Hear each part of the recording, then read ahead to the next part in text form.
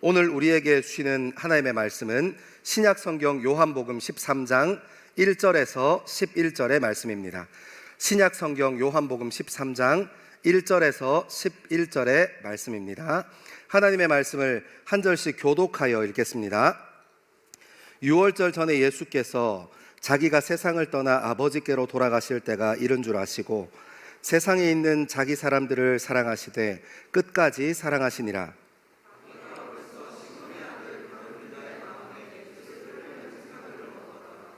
저녁 먹는 중 예수는 아버지께서 모든 것을 자기 손에 맡기신 것과 또 자기가 하나님께로부터 오셨다가 하나님께로 돌아가실 것을 아시고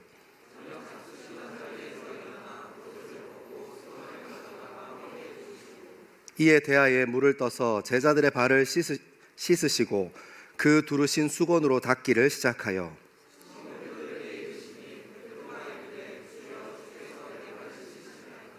예수께서 대답하여 이르시되 내가 하는 것을 내가 지금은 알지 못하나 이후에는 알리라.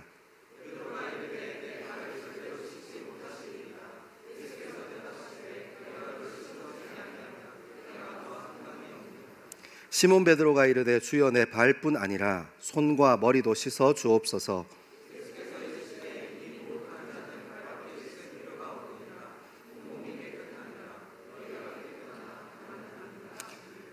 이는 자기를 팔 자가 누구인지 아심이라.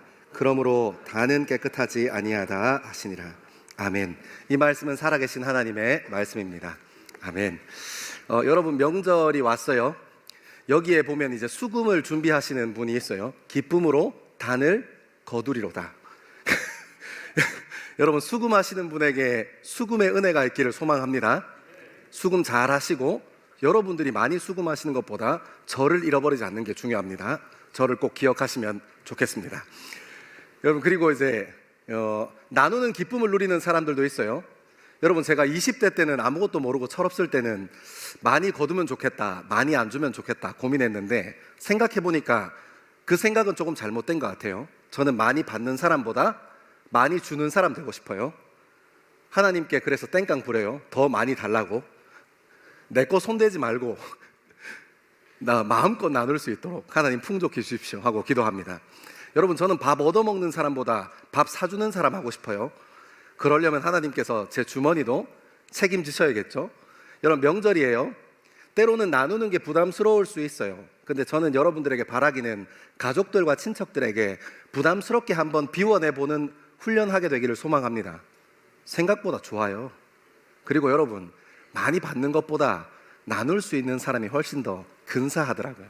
그런 복 누리는 저와 여러분 되길 소망합니다. 여러분, 예수님께서는 이 땅에 오실 때 본인이 오셨던 이유를 분명히 아시는 분이었습니다. 정체성이라고 하죠. 자기가 어떤 사람인지, 자기가 무엇을 하는 사람이고 앞으로 어떻게 걸어가야 하는 사람인지를 아주 명확하게 아셨습니다. 우리가 읽은 요한복음 13장의 말씀은 예수님께서 잡히시던 날 밤 이야기예요. 복음서를 쭉 따라 읽어 내려가다 보면 예수님께서 잡히시던 날 밤에 예수님은 제자들과 두 가지 일을 하셨던 것 같아요.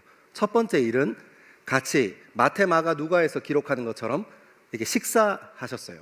우리는 그것을 성만찬이다라고 하기도 하고 최후의 만찬이다 하기도 합니다. 저녁 식사 같이 나누셨습니다. 그리고 요한복음에만 기록되어 있는 독특한 메시지인 예수님께서 겉옷을 벗으시고 수건을 허리에 메시고 제자들의 발을 씻겨주시는 세족식이 있었습니다. 그날 밤에 식사하시고 식사 도중에, 요한복음을 좀 읽다 보면 식사 도중에 세족하신 것처럼 보이는데 아무튼 그런 일들이 있었습니다. 예수님께서는 본인이 왜 오신 분인지, 그리고 하나님께로 돌아갈 때쯤 돼서 어떤 행동을 해야 하는 사람인지, 무엇을 완수해야 하는 사람인지를 분명히 아는 분이셨어요. 그런데 여러분, 조금 실망스럽게도 그 옆에 있었던, 가장 가까이 있었던 예수님의 제자들은 누가 더 크냐, 우열을 나누고 서열을 나누는 그런 일에 관심이 많았습니다. 예수님, 당신이 예루살렘의 왕이 되시는 그때에 저를 우편에 막 하다가 저끼리 싸우고 베드로가 화나가지고 으쌰으쌰하고. 근데 여러분, 예수님께서 그런 제자들, 본인이 걸어가셔야 하는 길에는 전혀 관심 없고 예수님께서 어떤 사람으로 오셨고 어떻게 돌아가실 건가 하는 것에 대해서는 전혀 관심 없고 자기 사리사욕에만, 자기의 자리에만, 제자들 사이에서 우열을 가리고 서열을 가리는 일에만 쏟아져 있는 제자들에게 예수님께서 불같이 화를 내시지 않으십니다. 저 같으면 진짜 한번 막 작살내고 이렇게 했을 텐데, 엎드려 뻗쳐해서 막 땀방울 흘리면 땀방울 대수만큼 막 궁뎅이 때리고. 군대에서 남자들 안 당해보셨습니까? 넘어가겠습니다. 요즘 안 때, 요즘 약간 병영 생활이 너무 좋아진 것 같아요. 그러니까 저희 때는 엎드려 뻗쳐 시켜놓고 이렇게 땀방울을 흘리면 고참이 카운터를 했습니다. 이렇게 하나씩.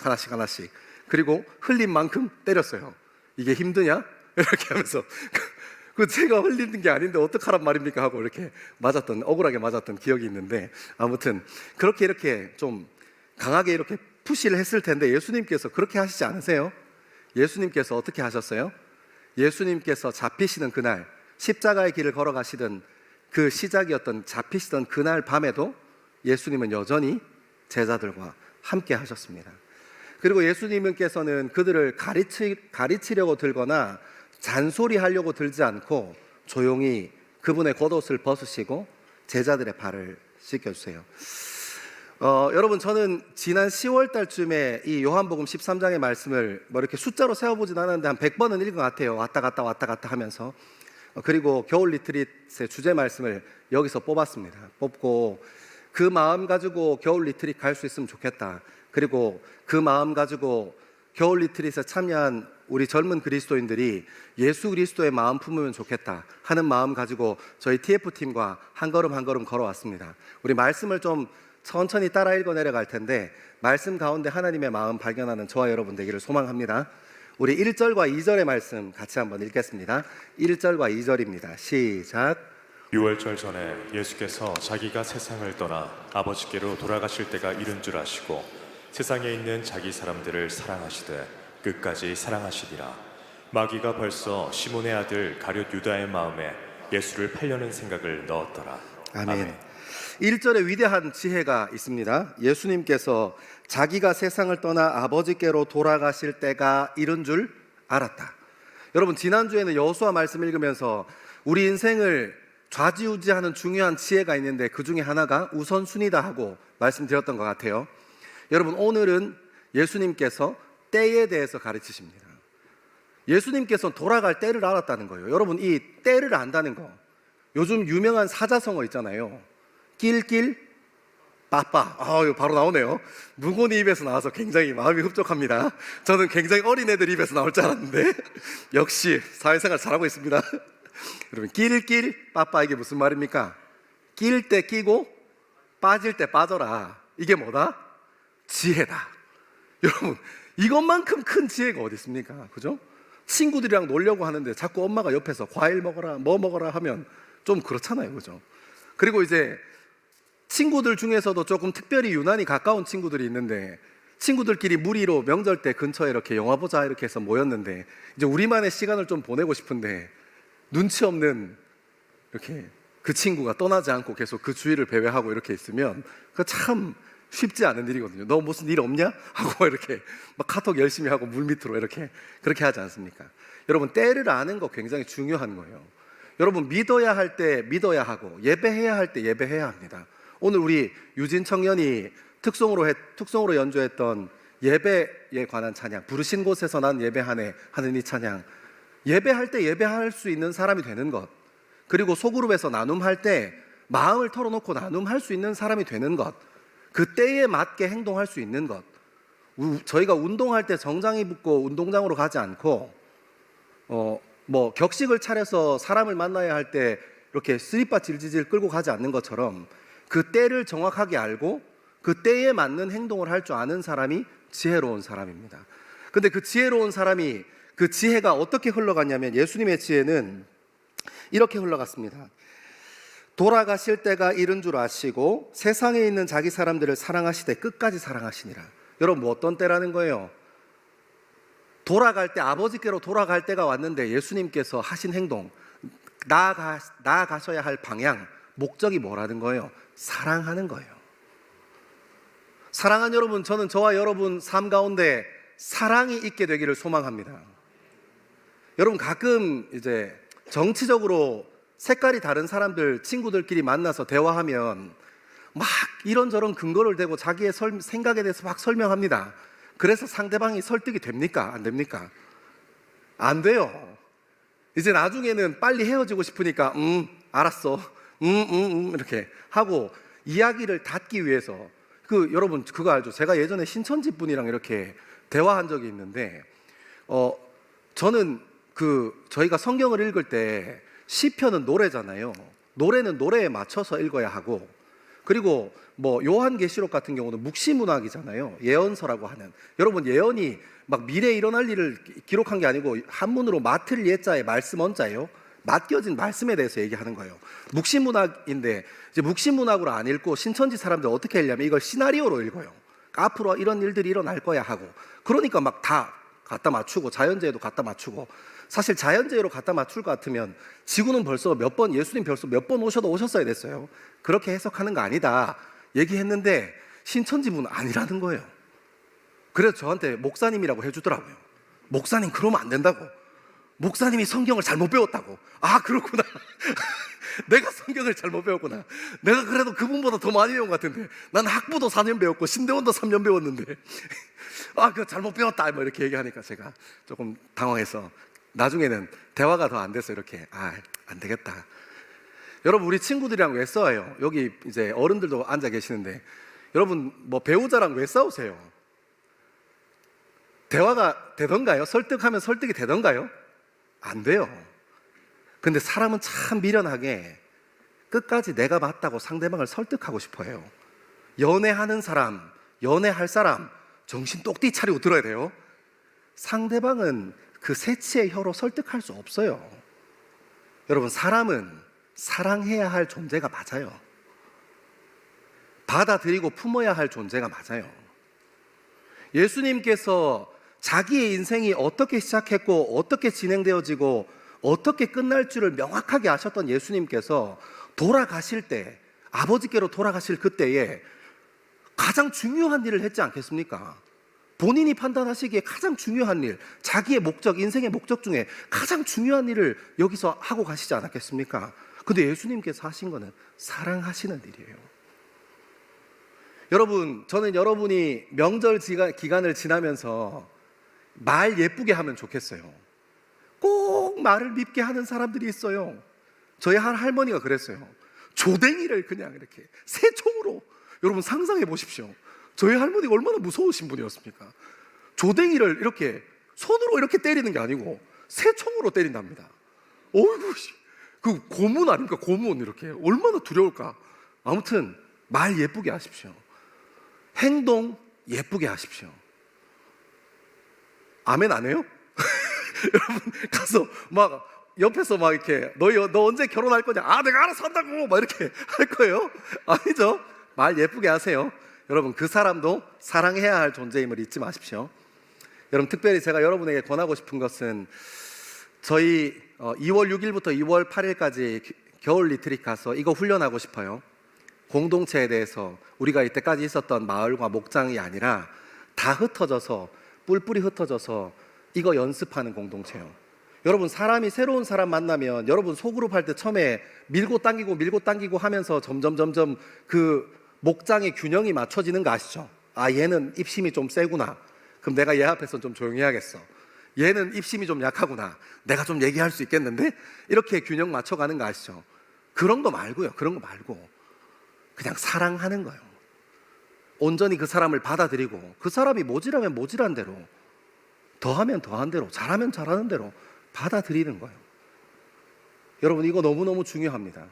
그리고 제가 이 말씀 어제 연습장에 쭉 정리하고 설교 원고 다 쓰고 갑자기 불현듯이 기도하는데 제 마음에 이렇게 똑 하고 뛰어들어온 마음이 있어요. 그게 어떤 마음이냐면, 여러분 혹시 주변에 신앙에 대해서 고민하는 사람 있어요? 젊음의 때에 예수님이 살아계신 건지 모르겠어, 뭐 진짜 내가 왜 믿어야 하는지 잘 모르겠어, 이런 청년들 생각보다 애법 있어요.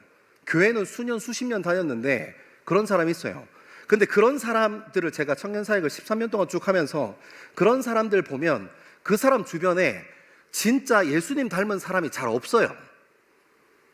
여러분, 사람의 동기부여는 우리가 막 우리 이제 찬미다에서 막 드럼도 치고 베이스도 치고 막 일렉도 치고 하잖아요. 우리가 보면 그거 보면서 어떤 탁월한 연주자를 보면서 나도 저거 하고 싶어 해서 꿈을 발견해요. 어떤 사람의 어떤 이제 프로 의식을 가지고 어떤 행동을 하는 거 바라보면서 나도 그런 사람 되고 싶어 하고 장래 희망을 품고 합니다. 여러분, 중고등학생들이 왜 꿈이 없어요? 닭장 같은 학교에다가 처박아 놓고 보는 게 있어야 말이지. 자기가 뭘 좋아하는지 뭘 사랑하는지는 보고 막 가슴 뛰는 걸 찾아야 될 거 아니에요. 근데 맨날 아침 먹고 학교 가서 점심 먹고 저녁 먹고 집에 와요. 그런데 무슨 그게 있겠어요? 그래서 학교에는 꿈이 제일 많은 꿈이 뭐다? 선생님 한다는 사람이 제일 많은 거예요. 여러분, 저는 젊음의 때에 신앙의 의심을 품는 사람들 옆에 계신 여러분들이 작은 예수로 살아가시면 좋겠어요. 저 사람 보니까 진짜 예수님이 있구나.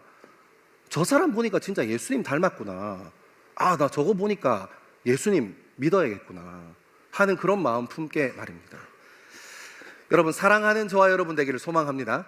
우리 말씀을 좀 더 읽어볼까요? 우리 3절부터 5절까지 말씀입니다. 3절에서 5절입니다. 시작.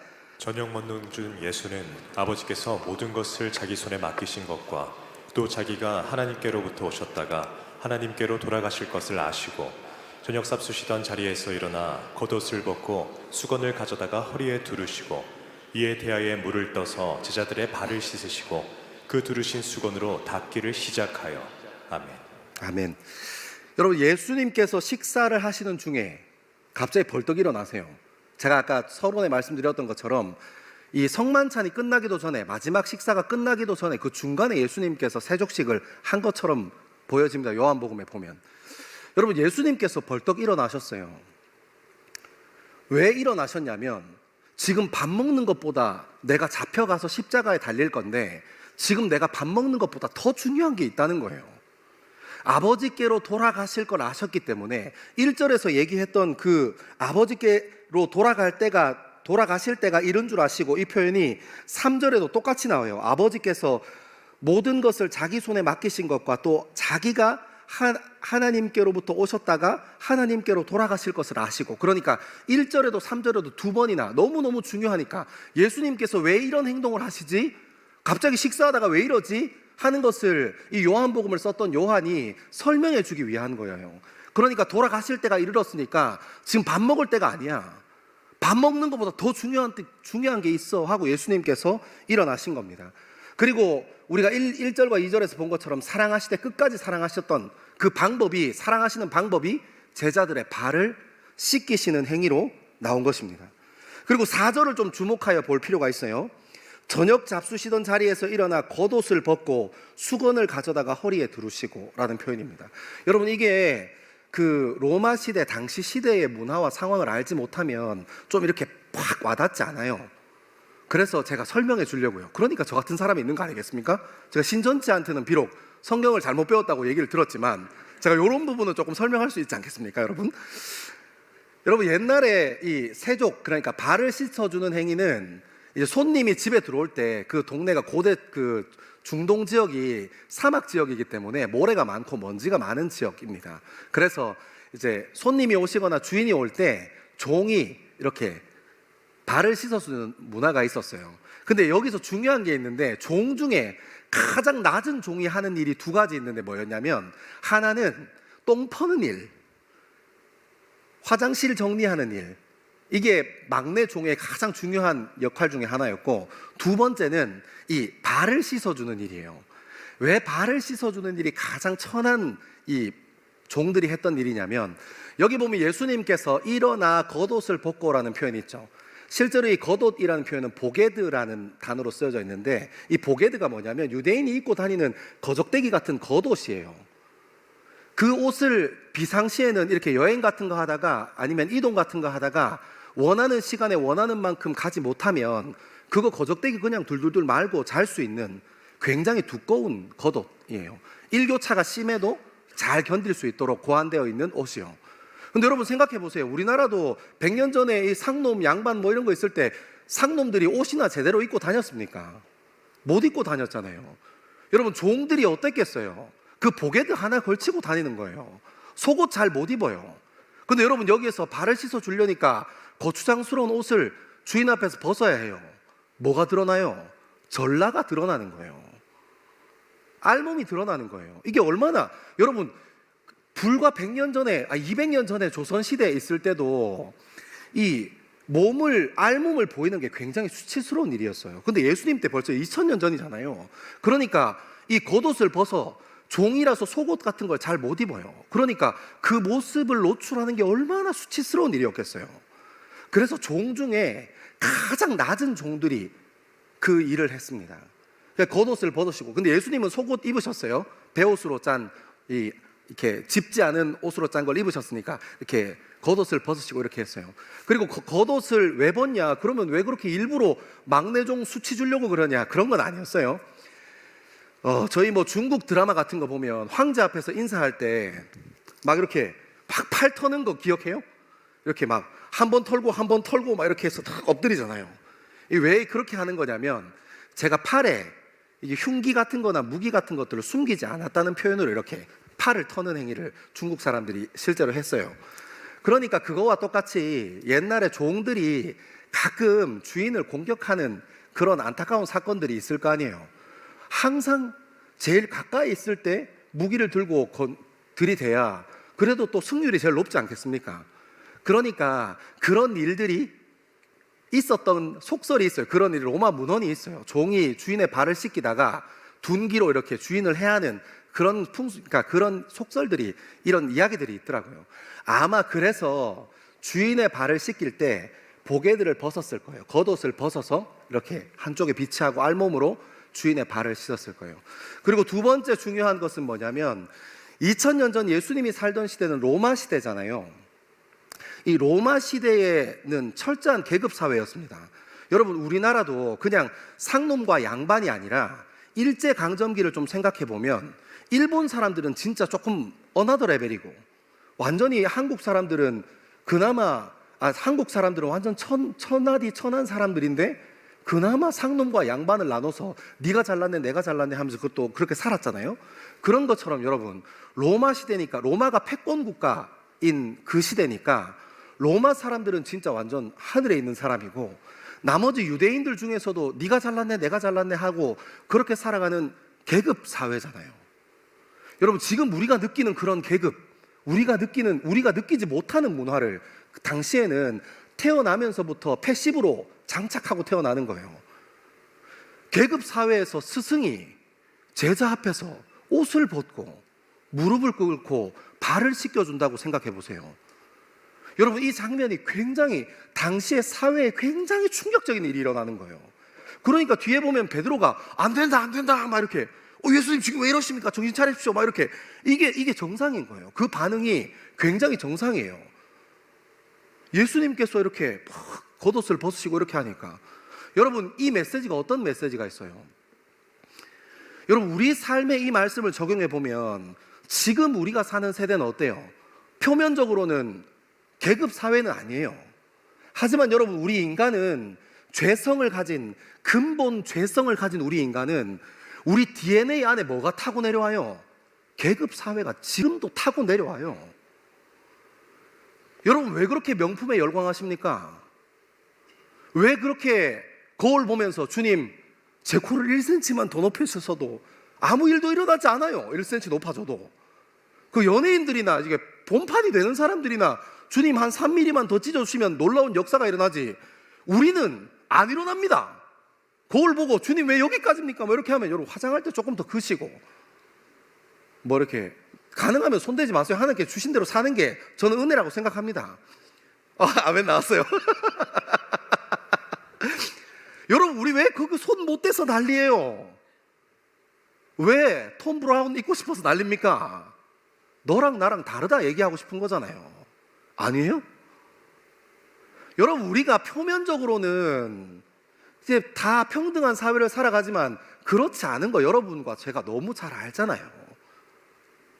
그 상대적 박탈감이라는 용어가 우리 사회 속에 왜 있는지, 이 열등감이라는 것이 우리 사회에 왜 있는지, 여러분 우리가 한 걸음만 우리 삶에서 뒤로 물러나서 생각해 보면 너무너무 정확하게 잘 알 수 있어요. 여러분 우리 인간은 죄의 본능을 가진 인간은 끊임없이 너랑 나랑 달라. 야, 내가 너랑 이렇게 네가 나랑 비빌 그런 군번은 아니지. 근데 여러분, 예수님의 사랑, 그러니까 아버지께로 돌아가실 때가 되셔서 사랑하는데 끝까지 사랑하는 그 방법이 지금 세족식으로 표현되고 있는 거잖아요. 근데 이 세족식에서 함의하는 의미가 어떤 거예요? 계급 질서를 완전 다 박살내버리는 거예요. 그 로마 시대 살던 사람들이 한 번도 꿈꿔본 적 없던 사회예요. 상상도 해본 적 없는 세상이 세족식 현장에서 일어나는 거예요. 사랑하는 여러분, 저는 저와 여러분의 마음 가운데 예수 그리스도의 사랑하시되 끝까지 사랑하시다 하는 그 사랑이 우리 삶 가운데 스며들게 되기를 소망합니다. 여러분, 그래서 이 세상 사람들이 그렇게까지 하는 거 아니야 라고 얘기할지 모르지만, 여러분들이 삶에서 품고 있는 그 믿음과 신앙, 사랑하는 것이요, 그것이 누군가에게 흘러가 내가 저 사람 예수 믿으면 나도 같이 예수 믿고 싶어 하는 그런 믿음의 고백들이 여러분 삶의 주변에서 터져나오게 되기를 소망합니다. 여러분, 그때 당시 사람들은 한 번도 꿈꿔본 적 없는 세상이에요. 조선시대 사람들도 상놈이 양반 되는 거 한 번도 꿈꿔보지 않았습니다. 꿈꿀 수도 없는 세상을 예수님께서 먼저 걸어가셨어요. 그리고 지금 오늘 이 말씀 앞에 서 있는 우리에게 같이 걸어가자고 말씀하세요.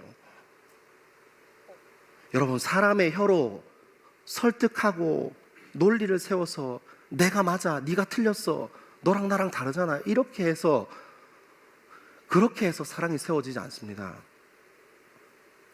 사랑은 삶을 드리는 거예요. 제가 13장 말씀을 지난 10월 달에 몇 번 이 장면을 막 그림도 그려보고 연습장에 적어도 보고 막 누워서 이렇게 영화를 보는 것처럼 상상도 해보고,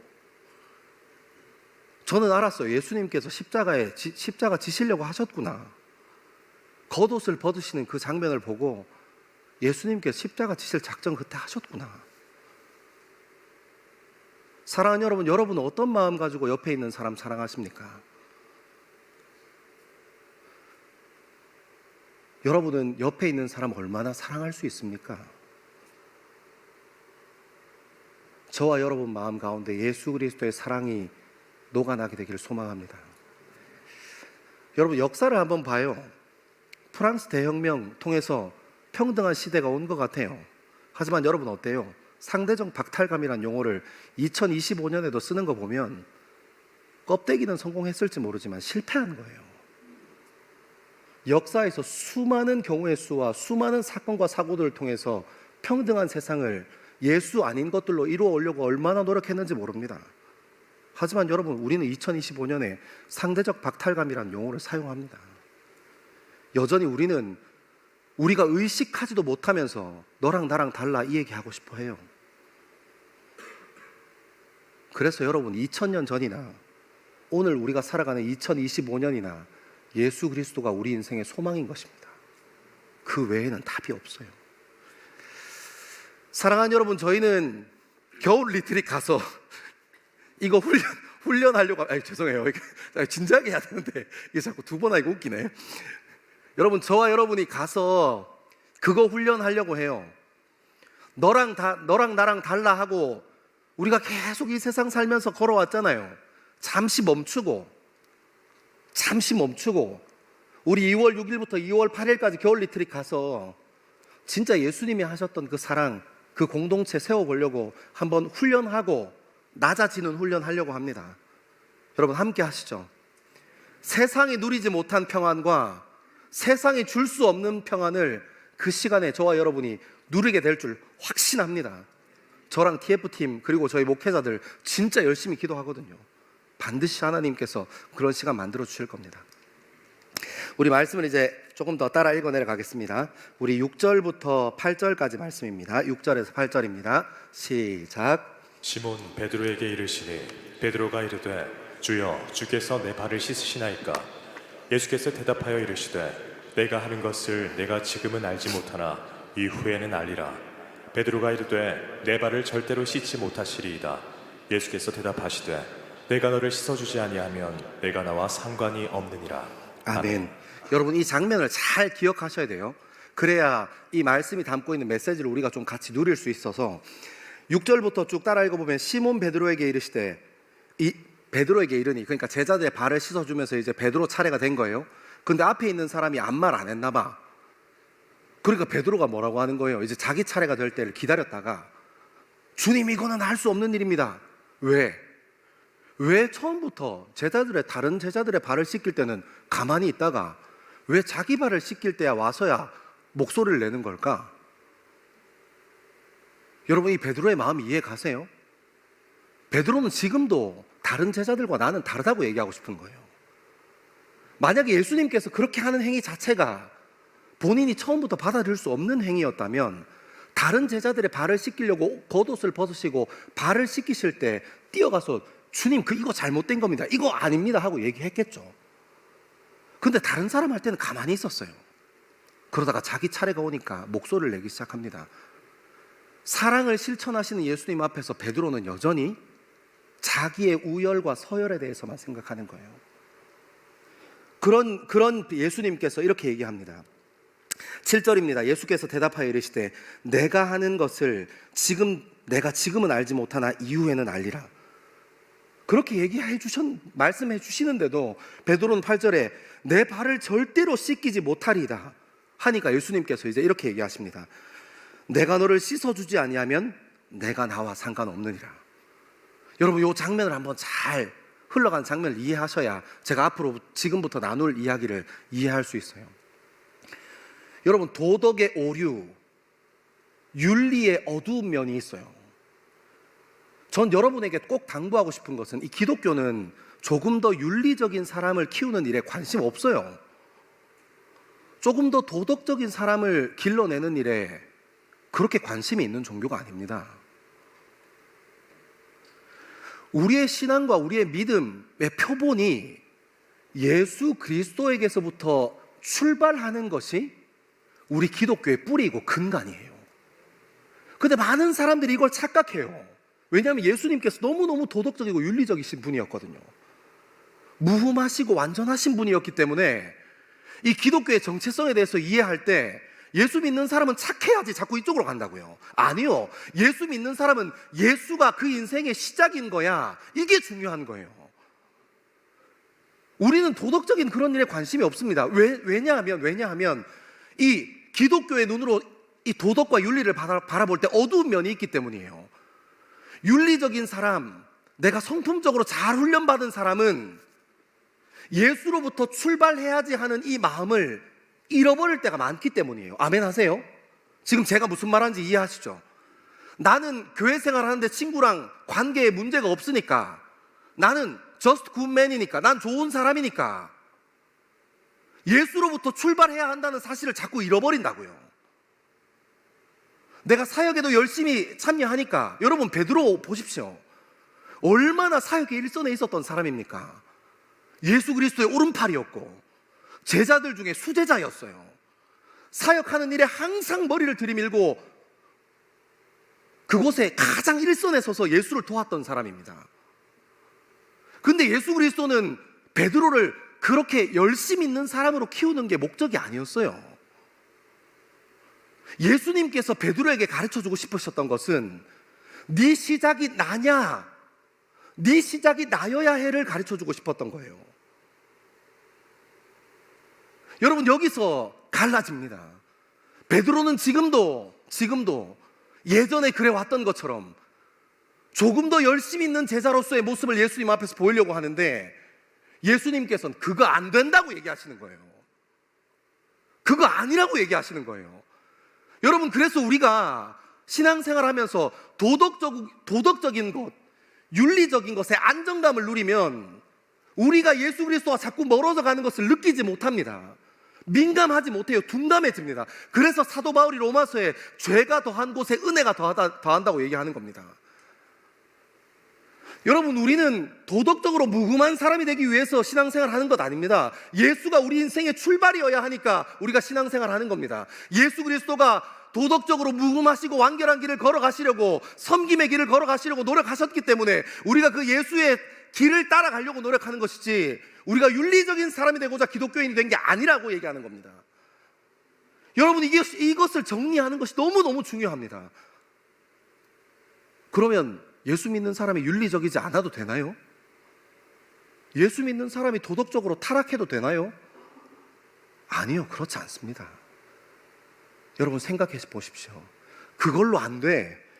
예수님께서 8절에 이렇게 얘기하십니다. 내가 너를 씻어주지 아니하면 내가 너랑 상관없어. 여러분, 이런 거 살면서 못 느끼세요? 저는 하나님의 말씀이 살아있다고 믿어요. 이런 거 못 느끼십니까? 내가 교회 안에서 관계가 괜찮고 문제없고 예배할 때도 어떻게 예배해야 되는지 잘 알고 있고 소그룹 나눔할 때 이 정도 선에서 얘기하면 되겠다, 이런 걸 너무 잘 알아요. 베드로처럼 언제 끼어야 되고 언제 빠져야 될지 너무너무 잘 아는 사람입니다. 근데 신앙은요, 별개잖아요. 믿음은 그게 아니잖아요. 그래서 예수님께서 8절에 찝어서 얘기합니다. 내가 너를 씻어주지 아니하면 내가 나와 상관없느니라. 사랑하는 여러분, 저는 여러분의 성품의 출발, 여러분의 인격의 출발이 예수 그리스도가 되어지기를 소망합니다. 여러분, 이게 너무너무 중요한 문제입니다. 도덕적으로 잘 행하고 윤리적으로 잘 행해서 교회 안에서 예수와 멀어지는 경우가 생각보다 많습니다. 사랑하는 여러분, 오늘 하나님의 말씀은 예수 그리스도가 우리 인생의 출발이어야 한다. 우리 믿음이라는 것이 뭐냐? 예수 그리스도가 우리 인생의 출발이요. 신앙이라는 것이 뭐냐? 예수 그리스도가 우리 인생의 시작이요. 그 고백 받고 싶어 하세요. 사랑하는 여러분, 저희 2월 6일부터 8일까지 겨울 리트레, 웃으면 안 되는데 가서 제가 예배 드리고 찬양하고 기도하는 그 시간들 통해서 여러분, 예수 그리스도가 우리 인생의 시작이라 고백하는 시간 될 것입니다. 예수 그리스도가 우리 인생의 출발이라는 고백, 주님께서 듣고 싶은 고백 아닙니까? 베드로에게도 듣고 싶었던 것 아닙니까? 그 고백, 우리 입술을 통해서 받아내시고야 말겠다는 그 하나님의 마음이 우리 겨울 리트릿 그 자리에서 쏟아질 거예요. 사랑하는 여러분, 함께 합시다. 시간 없으면 시간 내세요. 돈 없으면 얘기하세요. 엄마한테 전화해 줄 테니까. 제가 엄마한테 전화해서 어떻게든지, 세훈 형제는 엄마한테 전화할 수 없으니까 제가 500원 도와드릴게요. 여러분, 그렇게 한번 마음 들여봅시다. 하나님께서 어떻게 일하시는지 한번 주님께 우리의 삶을 한번 그 시간을 내어 맡겨봅시다. 그렇게 한 걸음씩 나아가는 저와 여러분 되기를 소망합니다. 우리 마지막으로 조금 시간이 갔지만 9절에서 11절 말씀 같이 한번 읽겠습니다. 9절에서 11절입니다. 시작. 시몬 베드로가 이르되 주여, 내 발뿐 아니라 손과 머리도 씻어 주옵소서. 예수께서 이르시되 이미 목욕한 자는 발밖에 씻을 필요가 없느니라. 온몸이 깨끗하니라. 너희가 깨끗하나 다는 아니니라 하시니, 이는 자기를 팔 자가 누구인지 아심이라. 그러므로 다는 깨끗하지 아니하다 하시니라. 아멘. 10절에 예수님께서 이미 목욕한 자는 발밖에 씻을 필요가 없느니라. 여러분, 구원, 요한복음을 기록했던 요한이 이 씻어줌을 통해서 표현하고 싶었던 것은 구원이에요. 한 번 씻은 사람은 다시 씻을 필요가 없다는 거예요. 여러분, 그러니까 구원파에서 얘기하는 그 성서 침례교회 이런 데 있거든요. 여러분, 거기 다 이제 구원파 이단 계류니까 그 사람들은 회개할 필요가 없다고 얘기해요. 구원 한번 받았으면 됐지, 내가 구원받은 날짜만 잘 기억하고 있으면 돼. 여러분, 그렇게 해서 그렇게 거룩한 삶이 여러분 사라집니까? 안 사라져요. 예수님께서 얘기하시는 거예요. 한 번 받은 구원을 물릴 수 없어. 그거는 여러분이 잘나서, 여러분이 죄짓지 않아서, 그래서 하나님께서 여러분 구원하는 거 아니에요. 구원을 되돌릴 수 없는 이유는 딱 하나예요. 하나님의 열심 때문이에요. 그분이 그렇게 하겠다는데 뭐 죄가 있어? 괜찮아, 너 내 자녀야. 그래서 구원은 물릴 수 없는 겁니다. 여러분이 어떻게 사셔도요. 근데 하지만 예수님께서 무엇은 할 필요가 있다고 얘기하세요? 발은 씻어야 한다는 거예요. 요한이 무엇을 표현하고 싶었을까요? 구원은 물릴 수 있는 게 아니야. 하지만 그 구원과 멀어지는 것을 막기 위해서 발은 씻어 회개해야 한다는 거예요. 사랑하는 여러분, 저는 여러분의 삶과 저의 삶에 회개가 다시 한번 살아있기를 소망합니다. 여러분, 이 세대는 회개를 잃어버렸어요. 자신이 더 이상 잘못했다고 얘기하지 않습니다. 자신이 완벽하고 자신이 괜찮은 사람인데 왜 예수가 필요합니까? 여러분, 우리 인생에 예수 그리스도가 소망이시고 필요합니다. 그래서 여러분, 우리가 죄인 되었음을 기도의 자리에서 철저하게 고백할 수 있는 저와 여러분 되기를 소망합니다. 우리 이 시간 다 자리에서 한번 일어나시죠. 일어나셔서 우리 젊음을 위해 십자가 지시고 삶 내어주신 예수 그리스도의 삶을 깊이 찬양하고 주님께 마음 올려드리는 시간 되기를 소망합니다.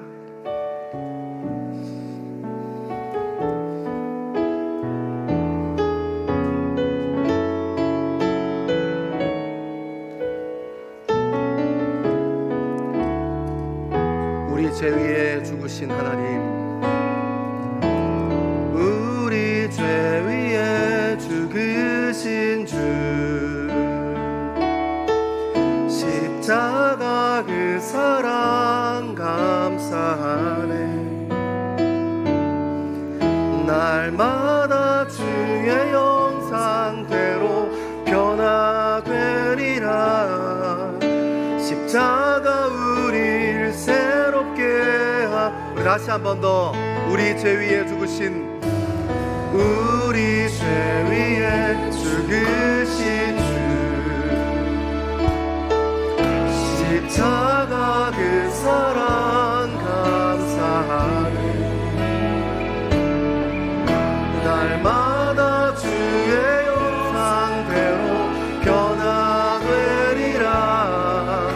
십자가 우리 새롭게 하네.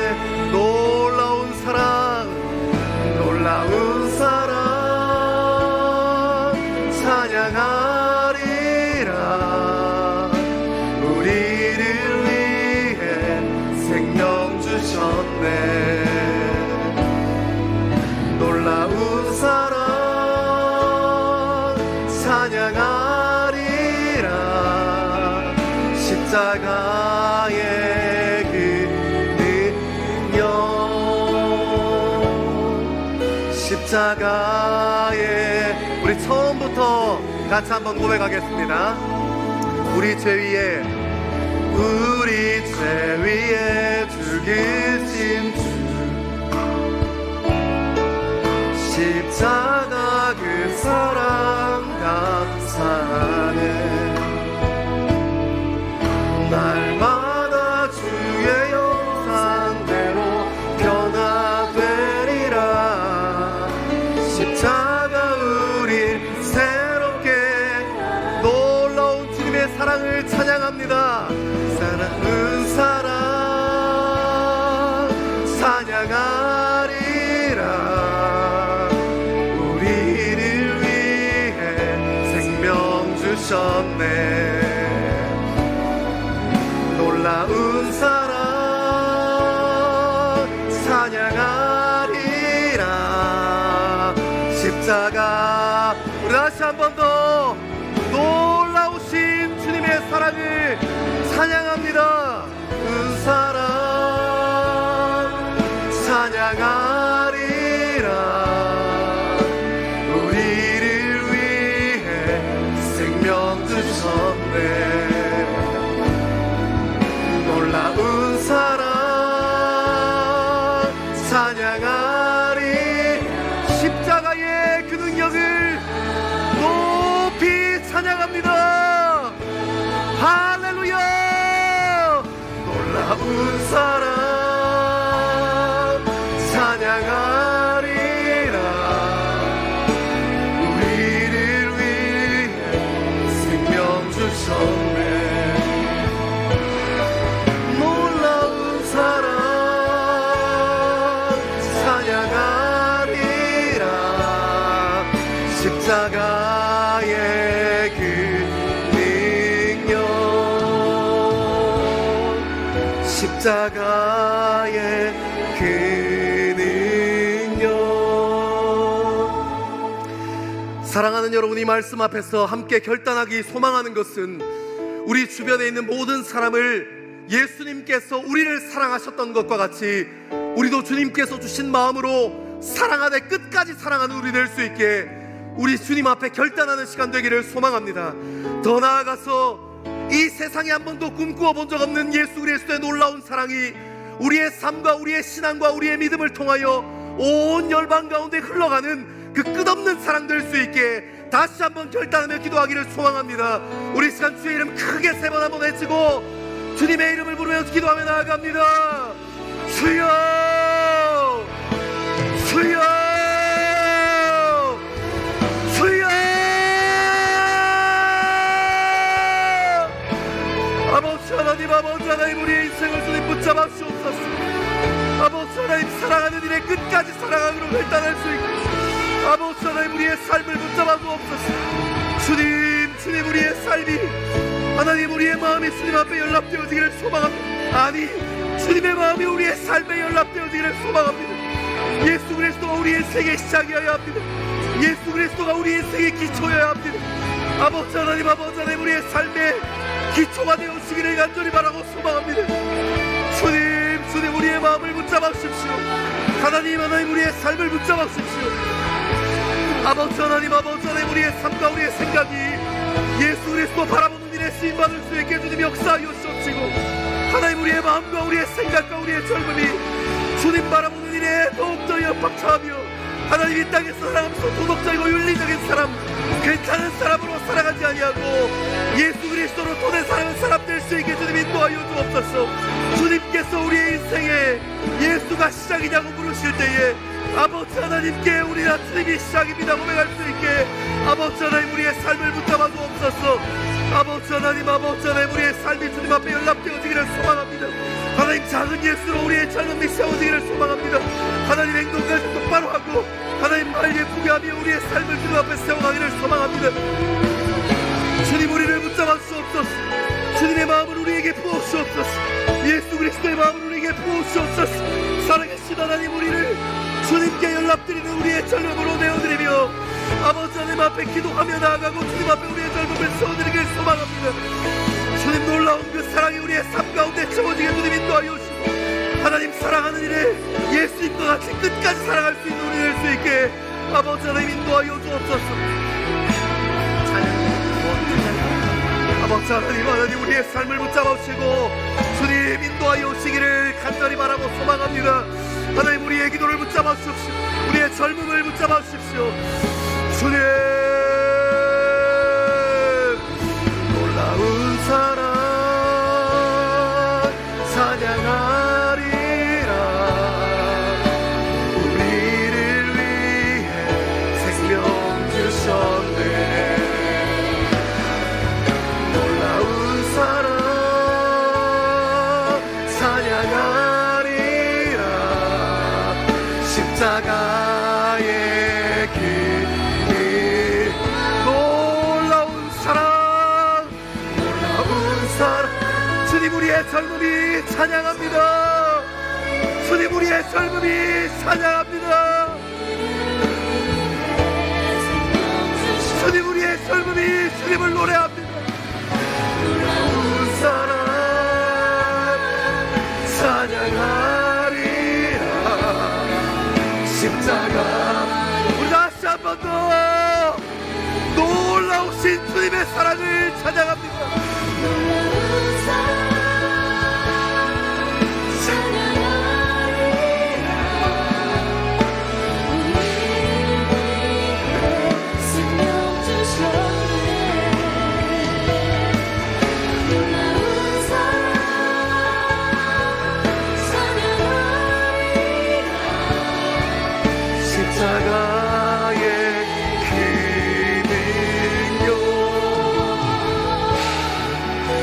십자가의 길. 우리 시간 다시 한번 기도하실 때 우리 겨울 리트리를 위해서 같이 한번 기도하기를 소망합니다. 하나님, 우리가 우리의 젊음이 달려가는 길을 잠시 멈추고 주님을 마주하는 그 겨울 리트리 시간에 하나님의 마음이 우리 공동체 가운데 함께하기를 소망하고, 기도하고 예배하고 주님 말씀 앞에 엎드리는 모든 죄 젊은이들이 주님의 마음으로 충만한 시간 될 수 있게 주님, 우리의 리트릿을 붙잡아 주시옵소서.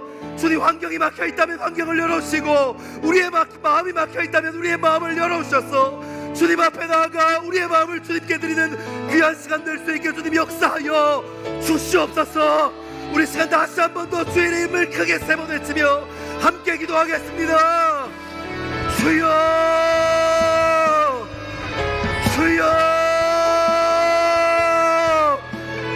주여. 아버지 하나님, 아버지 하나님, 우리 하나님 겨울 이틀이시 주님 바라보는 시간 될 수 있게 아버지 하나님 우리의 삶을 붙잡아 주옵소서. 주님 겨울 이틀이시 하나님 주님 바라보는 젊음의 시간들 낼 수 있게 주님 역사하여 주시옵소서.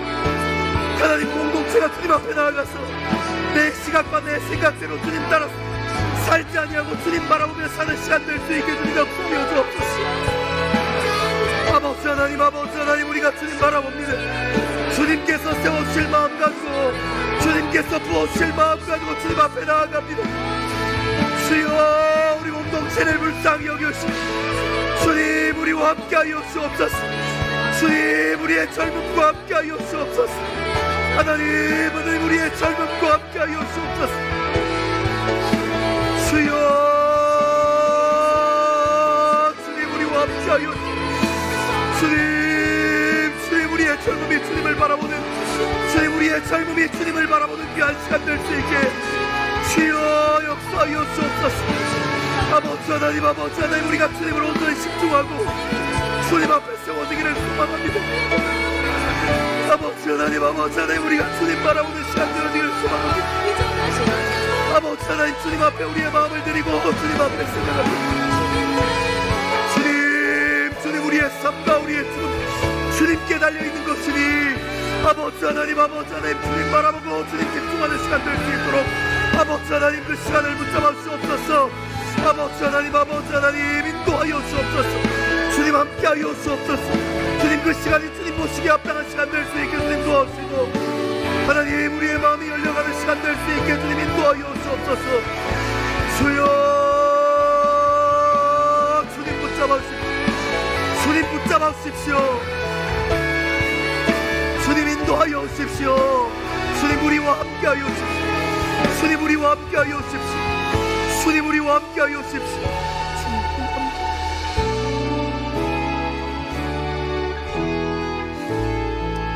우리 이 시간 성령 하나님을 의지하며 한 번 더 깊은 기도의 자리로 함께 나아가기를 소망하는 것은 하나님께서 우리 입술을 통해 고백받으시고 싶어하는 기도가 어떤 것인지 주님께서 우리에게 원하는 사랑이 어떤 것인지 좀 집중하게 되기를 소망합니다.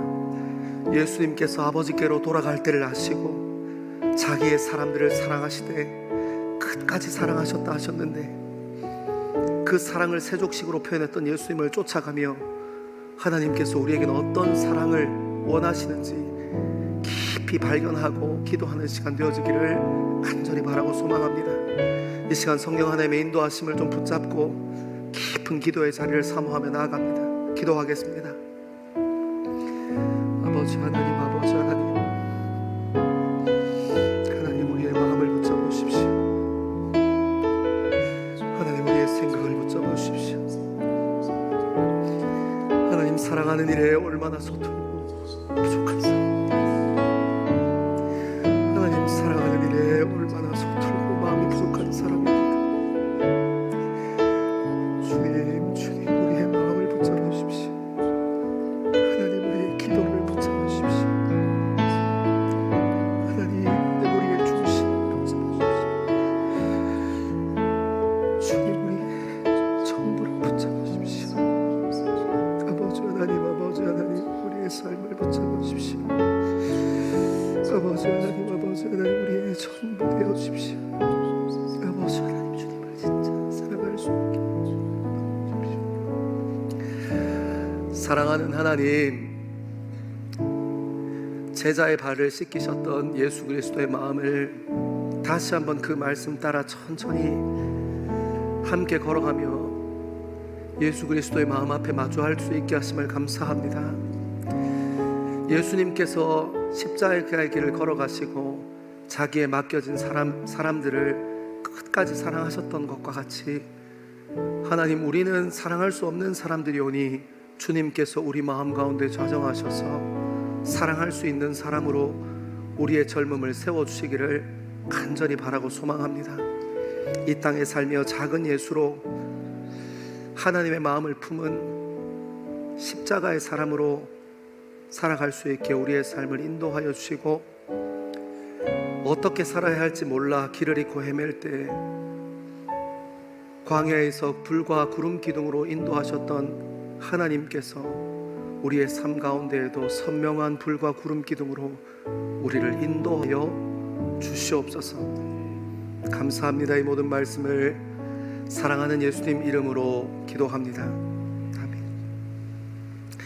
예수 그리스도의 사랑, 그 놀라운 사랑을 젊음의 품기로 결단하는 이곳에 함께하는 젊은 그리스도인들 위해, 그리고 예배를 사모하여 함께 예배의 자리를 지키는 하나님의 백성들 위해 하나님께서 선포하신 복을 선언합니다.